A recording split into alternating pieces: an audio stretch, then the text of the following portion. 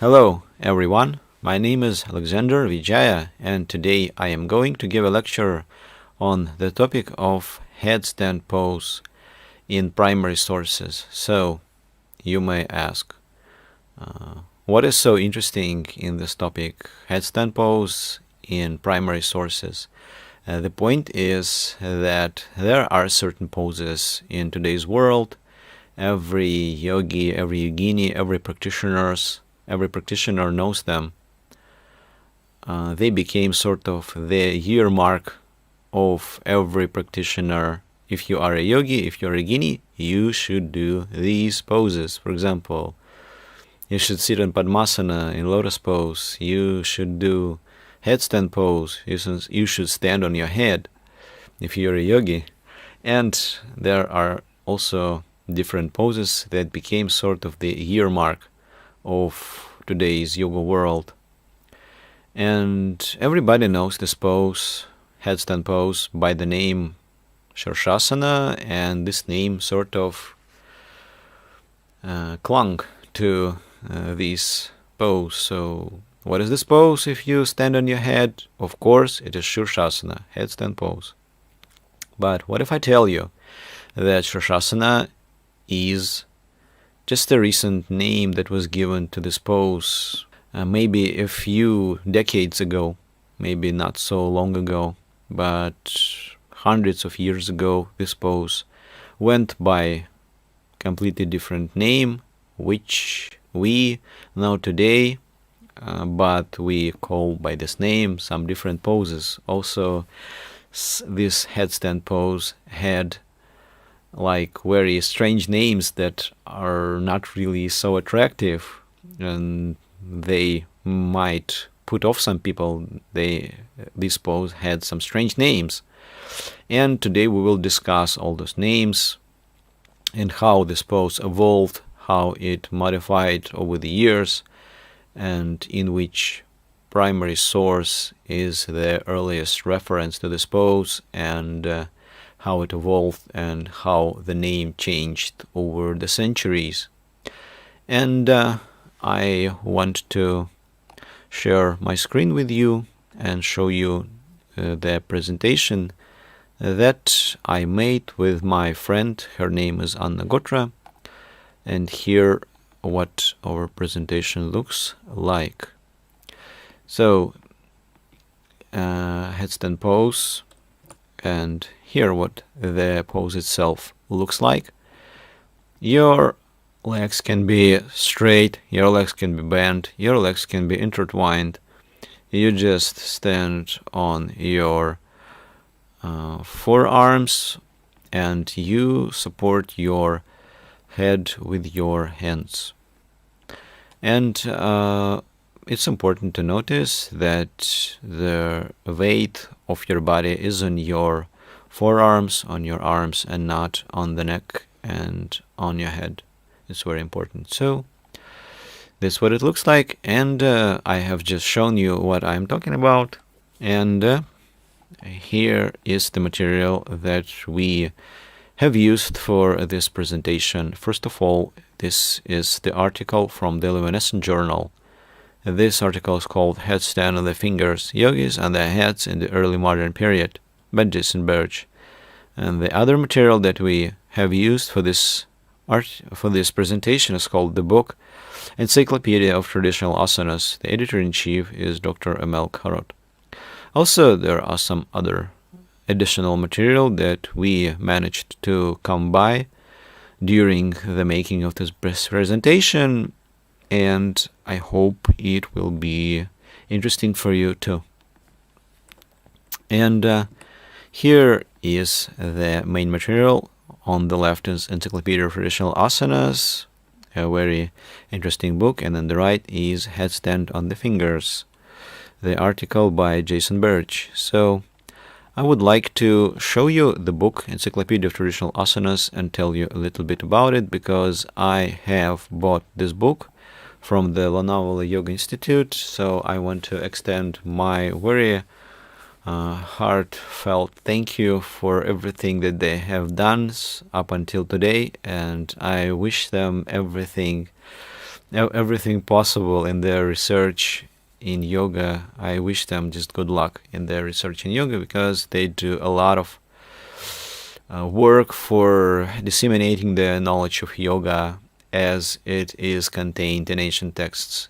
It is basically what we do in International Open Yoga University. We just have a little bit different approach to how we see the question of imparting the yoga knowledge to other people. And so this is the book, Encyclopedia of Traditional Asanas, and I recommend to buy this book from the Lonavala Yoga Institute because it is worth it. It is nothing short of a literal masterpiece. And what does this book contain? This book contains very rare references to different poses in primary sources. It's like a catalog. First, you have a name of the pose, what it was called in an ancient text. Then you have a short description in English, and then you have all possible treatises that contain the description of this asana. And actually, what we have encountered during the reading of this book, what we have learned from this book, is that an asana can have one name, and it can be done in many different varieties. And even these varieties, sometimes they don't have anything to do with each other. They don't have anything in common. And this is the case with, for example, Dhanurasana. Everybody knows that Dhanurasana means that you should lie on your belly, you should grab your ankles and bend backward like a bow. But what if I tell you if it's a seated pose? When you sit with your legs in front of you, you grab one of your foot and you grab the other foot by the other hand, and you make a movement that resembles drawing a string of a bow. And these poses are performed completely differently, and this pose bears the same name. And so this is the case with a lot of modern poses that we know. Everybody knows them, and we have a certain image, a certain idea that this pose should be called exactly like that, and there is no option, there is no elbow room, there is nothing that can be changed. But ancient treatises say something different. And I invite you to dig deeper with us, and maybe even you can join our team at the International Open Yoga University, me and Anna Gotra and many other students and researchers. And let's talk a little bit about who wrote this book, Encyclopedia of Traditional Asanas. This book was actually a project that lasted for decades. So, as I said, this book was written in Kaivalya Dhamma, or more precisely, it is written by the Lonavala Yoga Institute. The editor-in-chief is Manmat Lakshman Kharot and his team. And so this Lonavala Yoga Institute was founded by the man named Kuleananda, and he lived in the beginning of the 20th century. So he lived in the 20th century, and he promoted the views that yoga and science should be connected, they should not be against each other. He did a lot of research on the connection between medicine and yoga. It was like laboratories in his institute. And so he has done a lot of wonderful job, and he's the founder of Kaivalya Dhamma, a very interesting enterprise, maybe very interesting project for revival of the ancient knowledge of yoga. And And also I would like to talk about the other article. The article which we have used for this presentation, it's called the Headstand on the Fingers, Yogis on the Heads in the Early Modern Period by Jason Birch. So who is Jason Birch? So I'm going to tell you a little bit about him. He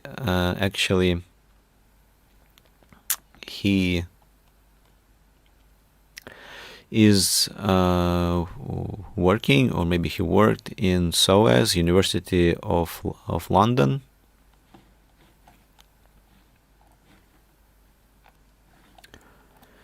And this is the information about Jason Birch. After completing a first class honors degree in Sanskrit and Hindi at the University of Sydney under Dr. Peter Oldmeadow, Jason was awarded a Clarendon scholarship to undertake the Doctor of Philosophy in Oriental Studies at Balliol College. And in 2014, Jason was a research fellow at the Oxford Center for Hindu Studies and a visiting associate professor at Loyola Marymount University, Los Angeles. In 2015, he was invited to research the histories of yoga, Ayurveda, and Rasa Shastra as a visiting postdoctoral fellow on a project called Ayur-Yoga at the University of Vienna. He's currently a postdoctoral research fellow at SOAS University of London on the Hatha Yoga project, which has been funded for 5 years by the ERC. His area of research is the history of physical yoga on the eve of colonialism. He is editing and translating 6 texts on Hatha Yoga and Raja Yoga, which are outputs of the project, and supervising the work of 2 research assistants at the École Francesque d'Extrême Orient, Pondicherry. And here is his biography. And I think that it is very important when you refer to some paper, to some academic work, you should understand who this person is written by. This is even a saying from some Upanishad, that before you learn some knowledge, before you read some book, before you try to understand what somebody said, first you should understand who said it. In other words, before understanding the knowledge, before understanding some knowledge, you should understand who it originates from. So it is the prescription of ancient texts, by the way. So, and here is the names of different texts where different variations of the headstand are mentioned.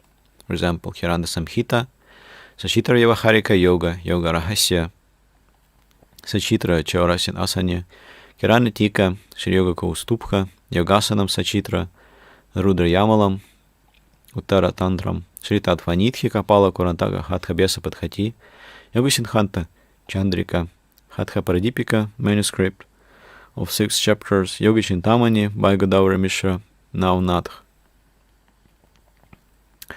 84 Siddhas, Vachaspatyam, Volume 2, Yoga Pradipika, and Yoga Pradipika manuscript. Yogasana, Jain tradition, Yoga Asana Mala Sachitra, Yoga Marga Pradipa, Patanjali Yoga Pradipa. And you should understand that we did not find all the texts. We will take only what we could come by and what the authors of the book, Encyclopedia of Traditional Asanas, and the author of the article, Yogis on their fingers, Jason Birch, and there are a lot of other texts we were not able to come by, and this is why I am liable to say that everything that I am saying here is only in accordance with what I have at this moment. Maybe there is some other material, maybe there are other treatises that I have not come across with. And also you should understand that this knowledge is maybe a subject to change in the future, but as far as I know, I can tell you as much as I know.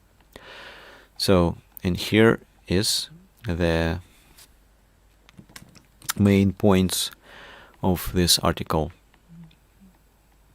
The main points, the thesis of this article. The Jain text called Yogasana is probably was made in the 19th century, is available in the Yoga Mimamsa journal. And according to this text, there are two variants of the headstand are described, and in both positions the top of the head rests on the fingers. Vrikshasana and Urdhva Samyukta Padasana. This is an ascetic variant. An earlier mention of the headstand is Narakasana, Yoga Chintamani, the 17th century. In this text, a headstand is described with the head and arms or elbows on the ground. This looks like the modern headstand. Also, we found the description of Narakasana in these texts Shri Tattva-nidhi, Kapala Kurantaka Hathabhyasa Padhati. Shri Tattva-nidhi was made in the 19th century and Kapala Kurantaka Hathabhyasa Padhati in the 18th century. A distinctive feature of the majority of the pre-modern manuscript is a headstand with the palms placed close to the head. For example, an illustrated manuscript, Yoga Pradipika, 18th century, has this type of the headstand. It is called Kapali Asana in this text. The same pose in the Jain text, Yogasana, is called Pani Mukta Drumasana. So, this is the article from the Yoga Mimamsa journal, and here is the abstract of this article about Yogasana Jaina.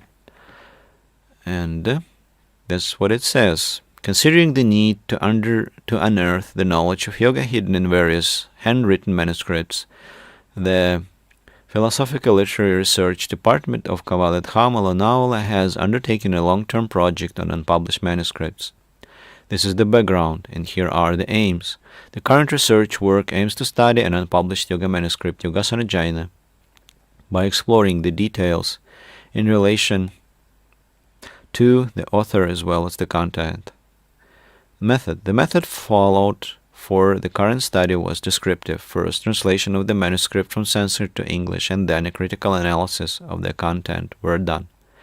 The whole manuscript, Yogasana Jaina, is devoted to the description of asana related with Jaina tradition and describes around 107 asanas with illustration of each asana. Out of 107 asanas, some asanas are variations of many popular yoga asanas. Some asanas are presented with right and left variations, whereas some asanas are presented in different variations as well as names. The current manuscript can serve to be of great interest to the yoga practitioners, scholars, researchers interested in the variations of asana according to tradition, religion, and of culture. Basically, the authors of the Encyclopedia for Traditional Asana, they only in passing mention this text, and here is the undertaking to bridge this gap that was made in the Encyclopedia of Traditional Asanas. And here, what the introduction says, I think it is worth taking notice of what is written here. Introduction: considering the need to unearth the knowledge of yoga hidden in various handwritten manuscripts, the Philosophical Literary Research Department of Kavaladham, Lonavala has undertaken a long-term project on unpublished manuscripts. The manuscript used for the current study is totally devoted to the description of asanas and describes around 108 asanas. The title of the manuscript is Yogasana Jaina. There are many manuscripts and published texts which describe the number of asanas as ranging from 84 to 100 and even more. One of the published books that describe more than 84 asanas is Yoga Pradipika. Some of the unpublished manuscripts are Yogasana Mala Sachitra, Jaitarama, Asana Yoga, Kapala Kurantaka, and Siddha Muktavali.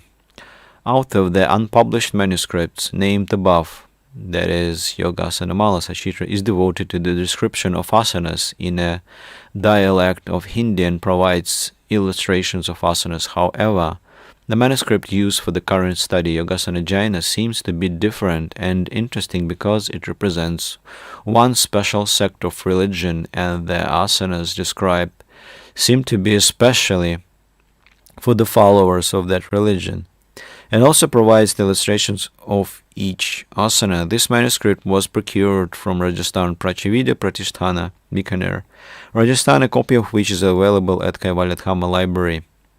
We find this manuscript referred to in the Encyclopedia of Asanas.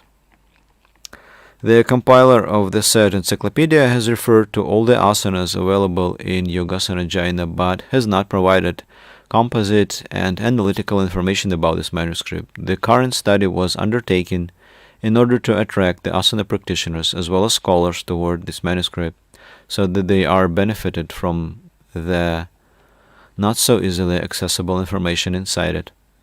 And so here it has different pictures of different asanas, and we are looking for Vrikshasana. We are looking for example, Urdhva Samyukta Padasana. And you will see just by yourself what is the description of these poses and what are the pictures of these poses. And you see how this manuscript looks like, but it is not complete, so you need to procure it from the Lonavala Yoga Institute if you want to know more. For example, here you can see Vrikshasana, which is, as you can see, is an inverted pose. We know this as headstand pose, but here it is Vrikshasana, tree pose. And another pose called Ardhankri Vrikshasana. So Ardhankri means half foot. Ardha means foot.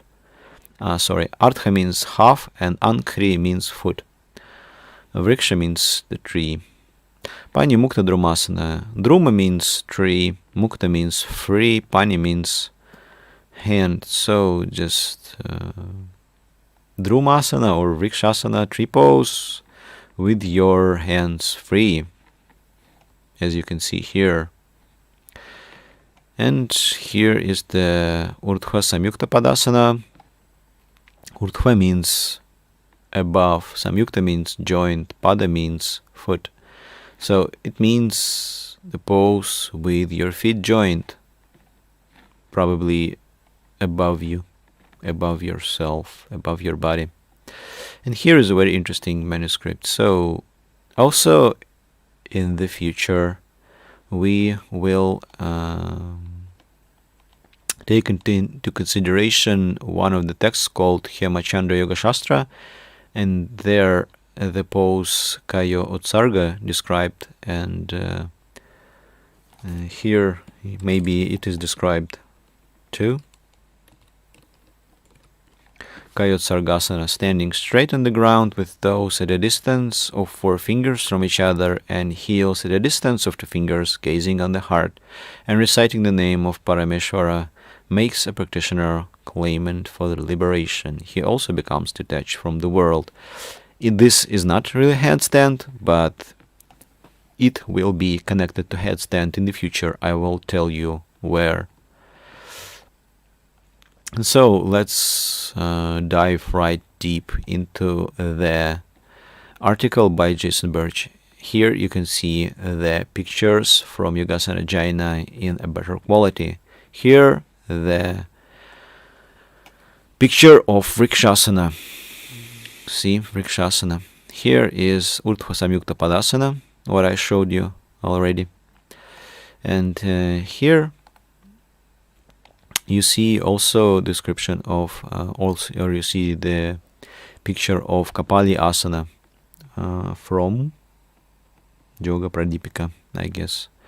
And we will see this in the presentation too. Here, what this article looks like. This picture was made about 100 years ago from a text called Yoga. It's called Purva Yoga Sopana Purva Chatushka of Kemanda Yogi. That's what it's called. Also, this is the illustration from the book in German. Here it shows you Vrikshasana. As you can see, the same way. Headstand called Vrikshasana.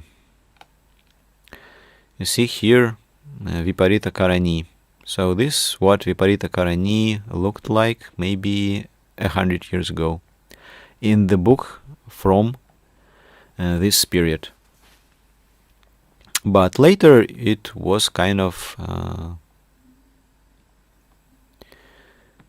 it evolved into a little bit different pose. If you practice Viparita Karani, if you are a yoga practitioner, probably you know what it looks like when you support your lower back with your hands and you press your elbows into the floor.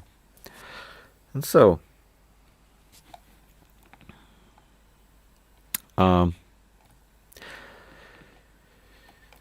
here is the description. Vrikshasana on the left from Yoga Jayana, from Yogasana Jayana, and Urdhva Samyukta Padasana on the right from the same text, Yoga Jayana, 19th century.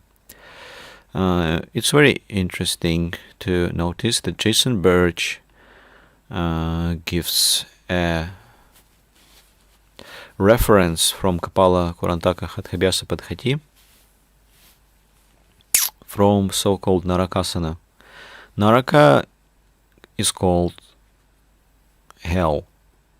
The word Naraka in Sanskrit means hell, so it's hard to translate exactly into English what was meant by this pose, by that name. Maybe the pose that delivers you from hell, maybe hellish pose, maybe hell pose, whatever. And so there is the description. Having planted firmly the nape of the neck on the ground, the yogis should raise up the toes of both feet. This is the pose from hell. Here is the description from Yoga Chintamani, maybe the 17th century text. Having put his hand and elbows of the arms on the ground, the yogin should lift the legs into the air like a stick. This is taught as Narakasana. And here is what it looks like in Sanskrit. That's what it is in this article. Bhumau swamastakam sthapya hastayoh kurparetatha padau kedandavat kuryan narakasanam iritam. From the Yoga Chintamani. So, and maybe this is one of the earliest references to this pose, to headstand pose. Actually, this might be a valid point, but let's take a look at what is called Narasana. Narasana in Rudrayamala. Rudrayamala is quite an ancient text. I don't know, 12th century, something like this maybe. And here it is. Here its description. Here is the description of Narasana. Atha Narasanam Vakshya. Now I will tell you about Narasanam. And it says here that it has 16 kinds. Shodasha means 16. And the interesting point about the description that it has a lot of kind of benefits from this pose. What will happen to you if you practice this pose like for 1 month, for 2 months, for 3 months? For example, Dvadashe means on the 12th month you will fly in the air, means Kecharobhavet. So it's too much promising. I think it is written only for a greater engagement of a disciple so that disciple might practice this pose with a bigger zeal. But the description of the pose itself is quite short. And here is the description. Adha Mukham. Adha Mukham means with your face downwards, with your head downwards. Adha Mukham Mahadevo Narasanasya Sadhani. So probably this is the description to Shiva, to Mahadeva. So somebody, probably this is his wife, his consort, Narasana Sya Sadhanya, in the practice of Narasana. So you see the description of the pose itself, of how the sadhana, of how the practice of this pose should be done is very, very terse. Adha Mukham, face downward, that's it. What if it's not headstand at all? Well, it's open to discussion. Maybe it is, maybe it isn't, but it looks like it. At least it's what we find in the Encyclopedia of Traditional Asanas. Here is the Yoga Pradipika book, 1737. It's called Kapali Asana. It looks like headstand, as you can see on the left. Illustration is made only in the year 1830. So Pani Mukta Drumasana from Yogasana Jaina, 19th century. The picture of Pani Mukta Drumasana, as I have earlier said, that Pani Mukta Druma means tree pose with your hands free. It's worth noting on the left that this picture is colored. So very interesting, I think. So here are another descriptions that Jason Birch analyzes. Jason Birch analyzes an unpopular variant of the headstand with the fingers or palms under the head. In the beginning, he doubted the reality of existence of this variant and its practice in the 18th, 19th centuries, but the confirmation of this was found in some texts. In the commentary of Sri Krishna Vallabhacharya on the Yoga Sutras, this commentary was written in 1920s, 1930s. There is a description of the headstand with the top of one's head and the fingers. And this commentary is similar to the Jain text Yogasana, 19th century manuscript, so probably this variation might have been present at that time. And so, probably there were two variants of this pose, with your fingers under your head and you stand on your fingers, and with your palms on the ground right beside your head, and there is a kind of tripod position. There are 3 points touching the ground. Here on the left, actually I found this book, Commentaries of Sri Krishna Vallabhacharya in the Yoga Sutras, that what this book looks like. And this is just a description. This is just what Jaina manuscript Yogasana looks like on the right. And here is the description from the commentary by Sri Krishna Vallabhacharya on Yoga Darshanam. Vrikshasanam Yatha. Here is the Sanskrit, and basically this is the main description. Urdhvapadam adhashira iti tat stambhavat. That your feet go upwards and your head goes downwards. Basically, this is the main description. Here's the description of Vrikshasana from the commentary by Sri Krishna Vallabhacharya.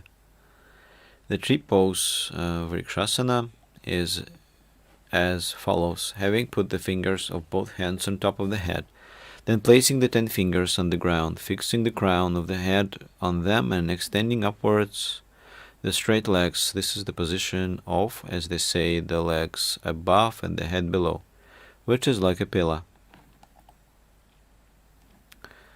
So, the other description of something that might resemble headstand from Sri Krishna Vallabhacharya's commentary. I remind you that it was written recently, quite recent commentary. It is described like here. The posture in which the feet are joined above the body, Urdhva Samyukta Padasana, is as follows. Having assumed tree pose, Vrikshasana, the yogin should join the soles of both feet together at the region above the buttocks. Thus, the position is accomplished. So you see, it is mentioned several times that Vrikshasana is headstand. Vrikshasana is the name of headstand. And only later the word Shirshasana was attached to the pose headstand, and it went along after that throughout many years. And we all know it as Shirshasana, but earlier it was known as Vrikshasana or tree pose. Probably the fingers resemble roots of the tree, and that is why it's called Vrikshasana. So, and here is the opinion that we have made popularizers or teachers of yoga of the 20th century did not emphasize the ascetic variant of the headstand in which the fingers were under one's head. The emphasis was more on the finger lock with the head embraced, or the arms that were by the sides of one's head and supported it. Birch found the following material of the 20th century. Chaurasi Asana by Brahmacharya Simha Sharma, 1910, and Fakiri und Fakirtum im Alten und Modernen Indien. A book was written in 1908 with fragments of an unidentified treatise. In this text, the variant also can be found. The book on the right is the book in German, and here what it looks like. I have already found the description of these poses. For example, here you can see the description of Viparita Karani that looks like headstand, at least in the picture, and here is the description of Vriksha Asana. Let me find. Here is the chapter on mudras, and earlier on you can find the description of Vrikshasana. Here are different poses that are described in this book, and here is the description of Vrikshasana. So, if you knew German, you would probably understand what it means. But the pictures in this book suffice, I think. At least for me. At least in these pictures I can see clearly that this is the pose called Vrikshasana, and it is headstand. Here from the article from Jason Birch we can see that here is the excerpt. Here is the picture from this German book, and here it is written Viparita Karani. You see what it looks like? It looks like headstand. And Vrikshasana, fingers under one's head. Again, the same thing. Although this book was written not so long ago, just 100 years ago, but all of them say that Vrikshasana is the name of headstand. So here are our conclusions. Jason Birch concludes that there were two basic variants of this pose, with one's head on the ground and on the fingers. When this pose is classified as an asana, it was called Vrikshasana. Supposedly, this variation has not survived in contemporary postural yoga. It's not clear what were the reasons for the fingers under one's head. Probably this variant comes down from an ascetic tradition, where it was a deliberate complication of the pose. It was done to make it a challenge. So probably the difficult pose was chosen to practice tapas or asceticism. And here is the rundown of what the authors of Encyclopedia of Traditional Asanas say. They use mainly the text, the Sashitra Vyavaharika Yoga. Probably it is written in the 20th century. We could not find this text. It's taken as a basis of Shurshasana description in the book, Encyclopedia of Traditional Asanas. In this text, 8 variations of Shurshasana are described, which are known by different names in other texts. Application of Shurshasana inversion in other asanas is described in other asanas. Resting of shoulders, hands supporting the head above the ground, without supporting of hands, legs folded, legs lowered forward, legs forward backward, assuming Padmasana, Padmasana lowered backward. So here what we can do in headstand. So Birch in the article Headstand and the Fingers supposes to the earliest mentioning and description of the headstand in the pose Narakasana of the headstand. The earliest description probably is Narakasana in Yoga Chintamani by Shivananda Saraswati in the 17th century text. However, the headstand has been known for a long time. According to the material by M. Karot, the earliest mention of the headstand probably can be found in the text Družya Uttara Tantram, probably the 20th, or probably the 12th, and to the 13th century. So we don't know clearly when this text was written. The poses are called Narasana and Adhumundasana and are described as inverted postures. The descriptions are ambiguous. This text mentions 16 varieties of Narasana but does not describe them. And so I showed you already. This is the description of Narasana, and this description is very, very short in terms of what it is performed like. But the description of what it might give is really long. So here is the description of Adhumundasana from Rudrayamala Uttara Tantra, 12th or 13th century. When legs are taken up and head is down, it's called Adhumundasana. One holds the breath in this position.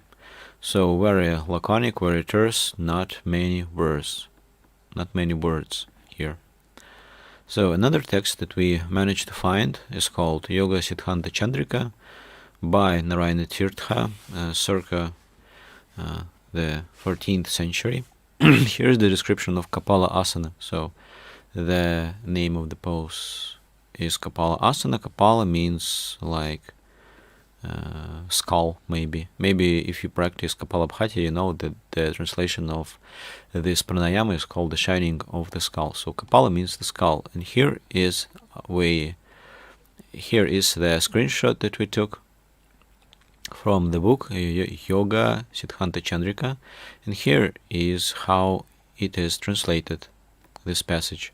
Having placed one's head on the ground as well as the elbows of the arms, one should raise both feet into the sky as sticks. So we found mentioning of this pose called Shirshasana in the text Mala Purana. Shirasana, not Shirshasana, Shirasana. The word Shira and Shirsha in Sanskrit are synonyms. The text is dedicated to the art of wrestling. It mentions a few poses but does not describe them. So only the name Shirasana. This is the only thing that we have. So here on the left is the front page of this book, Mala Purana. Probably it was written in the 13th century, and we in this text find only the reference to Shirasana, only the mention of the name, but we don't encounter any description there.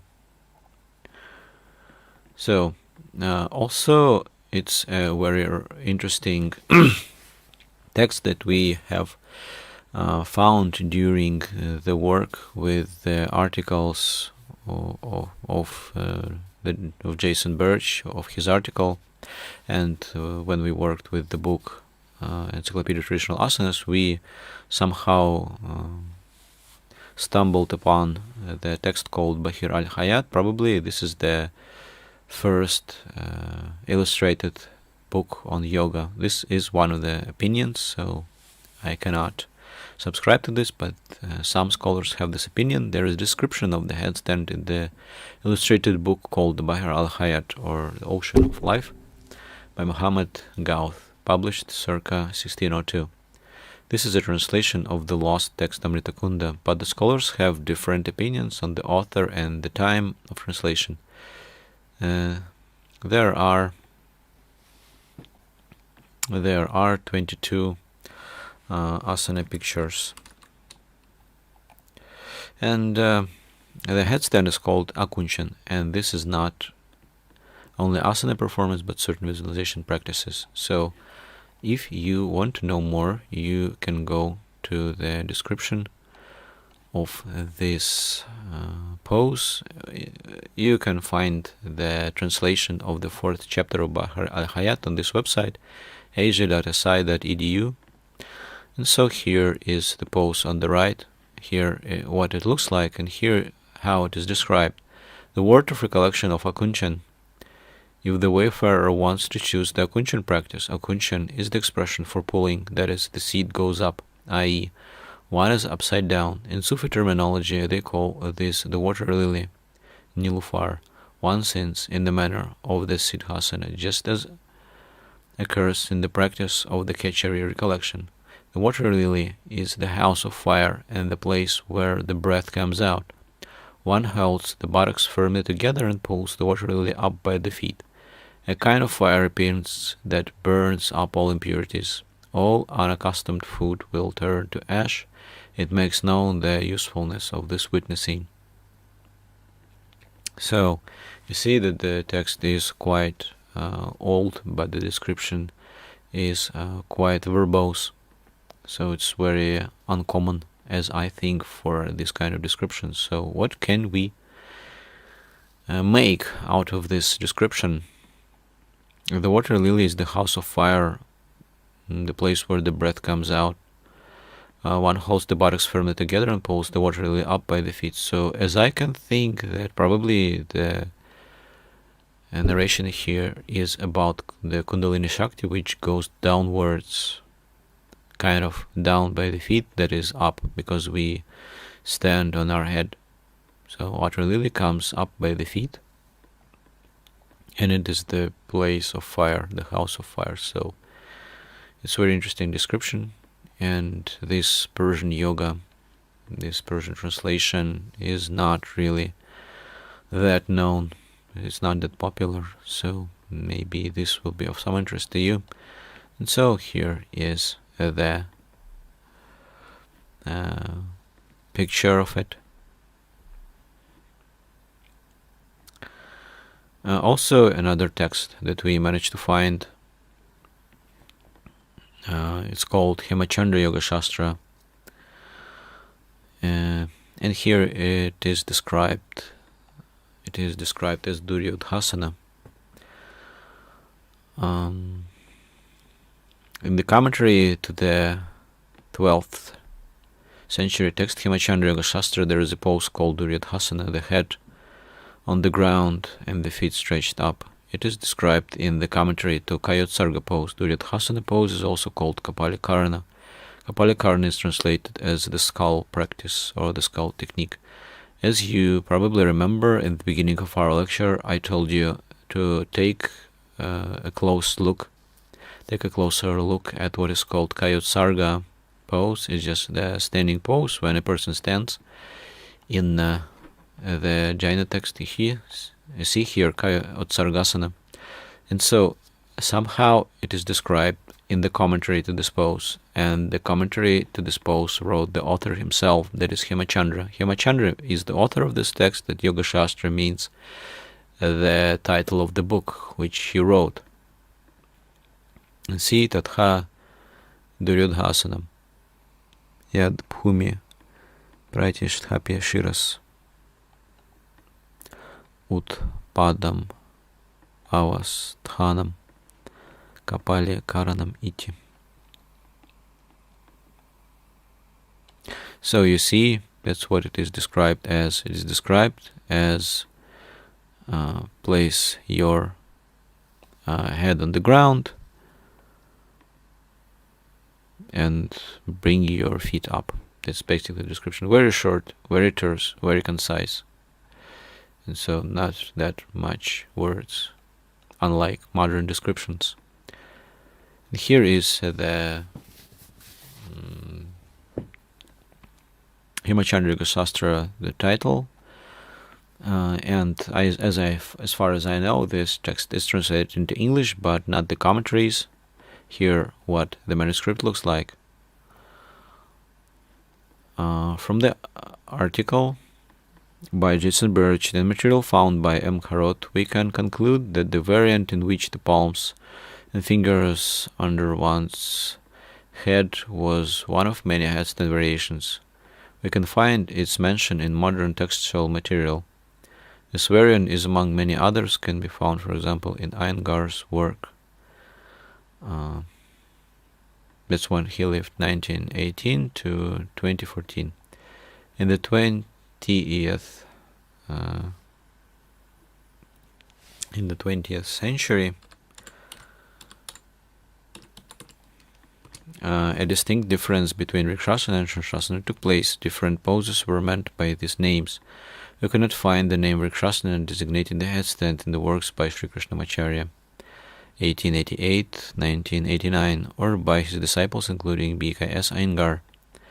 It is interesting to note that Swami Shivananda, 1887-1963, in Yoga Asanas, 1934, says that the headstand is Shanshasana and adds that its synonym as a second name is Vrikshasana. So it's very interesting that Shivananda mentions Vrikshasana as headstand pose, but he adds that it is also called Shanshasana. So our conclusion is that the earliest reference that we can find is in the text Rudra-yamala Uttaratantra, and probably in one of the commentaries on the text Hemachandra Yoga Shastra, and probably Yoga Siddhanta Chandrika is also a very old text, and it is known by the name Kapalasana. The name Shanshasana is quite recent, the 20th century. It's quite important to upkeep critical thinking and mind flexibility. It's important to remember about the centuries-old history of asanas in yoga and not to get attached to names which are required for conceptual clarity now. Asana descriptions differ from text to text. Descriptions themselves can be vague and ambiguous. For the purpose or for the practice of this pose, it's important to remember that it's difficult and it requires body training as well as anatomy and physiology knowledge.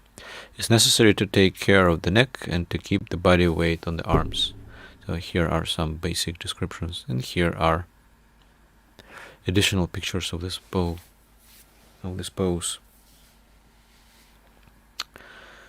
So there is that's it with this pose.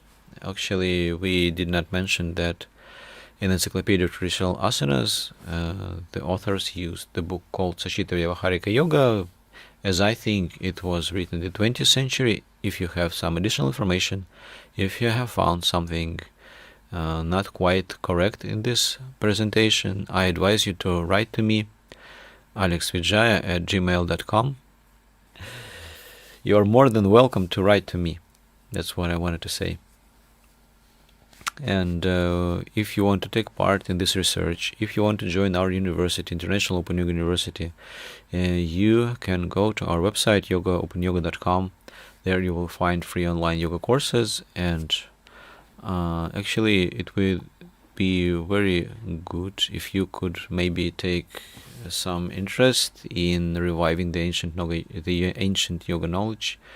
And probably maybe you can join our team and become part of our team. We have lots of students, but we don't have that much English-speaking students, and probably you will be one of the first people who will be joining in this enterprise of revival of ancient yoga knowledge. And I hope I will hear from you. I will see you maybe one day, and you will be as interested in reviving the ancient yoga knowledge as I am. So thank you very much, and I hope to hear from you